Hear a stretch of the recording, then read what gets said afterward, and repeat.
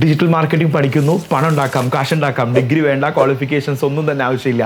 അങ്ങനെ പോകുന്നു കമ്മ്യൂണിക്കേഷൻസ് പലതും നമ്മുടെ മുന്നിൽ. നമ്മൾ പെട്ടെന്ന് പണം ഉണ്ടാക്കാനുള്ള ഏതെങ്കിലും ഒരു ഷോർട്ട് ടൈം കോഴ്സ് കഴിഞ്ഞിട്ട് വളരെ വേഗം ലക്ഷപ്രഭു ആവാനുള്ള ഒരു എളുപ്പവഴിയോ കുറുക്കുവഴിയോ അല്ല ഡിജിറ്റൽ മാർക്കറ്റിംഗ് എന്ന് പറയുന്നത്. ഇൻഡസ്ട്രിയും അതിലെ കരിയർ ഓപ്പർച്യൂണിറ്റീസും എന്നുള്ളത് നമ്മൾ ആദ്യം മനസ്സിലാക്കുക.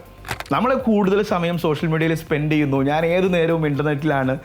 ഈ കുട്ടി എപ്പോഴും സോഷ്യൽ മീഡിയയിലും അല്ലെങ്കിൽ ഓൺലൈനിലും ഒക്കെ ആയിട്ട് സമയം ചെലവഴിക്കുന്ന ഒരാളാണ്, അതുകൊണ്ട് ഇയാളെ നമുക്ക് ഡിജിറ്റൽ മാർക്കറ്ററാക്കി മാറ്റിയേക്കാം എന്നൊന്നും കരുതിയേക്കരുത്.